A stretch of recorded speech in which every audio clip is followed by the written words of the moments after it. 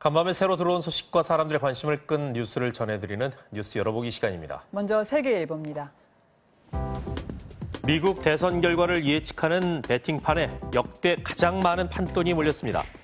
영국의 베팅업체 betfair 익스체인지는 미국 대선 승자를 알아맞히는 종목에 우리 돈으로 약 3,600억 원이 걸렸고 단일 종목 신기록을 세웠다고 밝혔는데요. 베팅업계가 제시한 승률은 공화당 후보인 도널드 트럼프 대통령보다 민주당 후보인 바이든 전 부통령이 높았는데 바이든 후보의 승률은 66%, 트럼프 대통령의 승률은 35%로 계산했습니다. 하지만 2016년 미국 대선이 낮은 승률이었던 트럼프 대통령의 승리로 끝난 만큼 베팅업계가 같은 상황을 되풀이할 가능성도 적지 않다고 합니다. 다음은 한겨레입니다. 윤석열 검찰총장이 어제 법무연수원 강의에서 국민이 원하는 진짜 검찰 개혁은 살아있는 권력의 비리를 눈치 보지 않고 공정하게 수사하는 것이라고 말했습니다. 추미애 법무부 장관이 검찰 개혁을 명분으로 자신에 대한 압박을 지속하는 상황에서 반박의 메시지를 던진 건데요.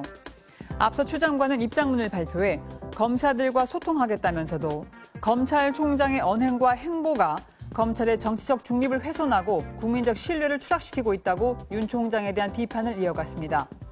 이에 윤 총장은 검찰은 국민이 나라의 주인이라는 공화국 정신에서 탄생했다면서 검찰 개혁의 비전과 목표는 사회적 강자의 범죄를 엄벌해서 국민의 검찰이 되는 것이라고 대응했습니다. 다음은 매일경제입니다. 금융감독원은 전체 인력 2천여 명 중에 20%에 달하는 400여 명이 특별한 보직이 없는 무보직자인 것으로 파악됐다고 밝혔습니다. 금감원 자료에 따르면 올해 9월 말 금감원의 3급 이상 고위직 무보직자는 총 413명이었다고 하는데요. 무보직자는 말 그대로 보직이 없는 직원으로 일정 나이에서 승진이 되지 않으면 보직 없이 일반 팀원으로 근무하게 되는데 고위직 무보직자는 유사한 일을 하는 젊은 직원보다 연봉을 2배 가까이 더 받는 경우가 많았다고 합니다.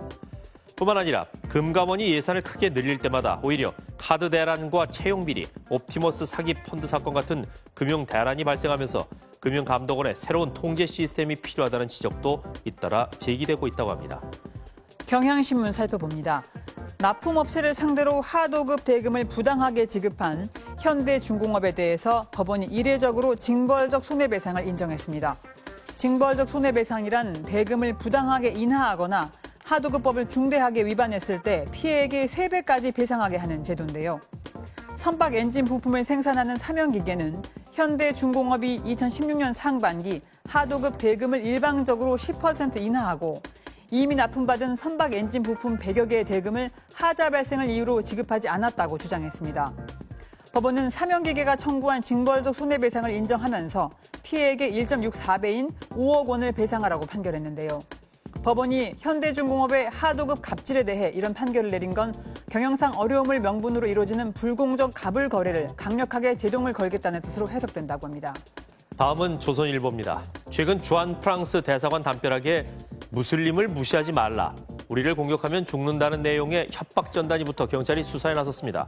지난 2일 밤 서울 서대문구 합동 소재 주한 프랑스 대사관 담벼락에 우리의 종교를 파괴하지 말라는 내용과 함께 마크롱 프랑스 대통령의 얼굴에 X 표시가 그려진 전단이 붙었다는데요.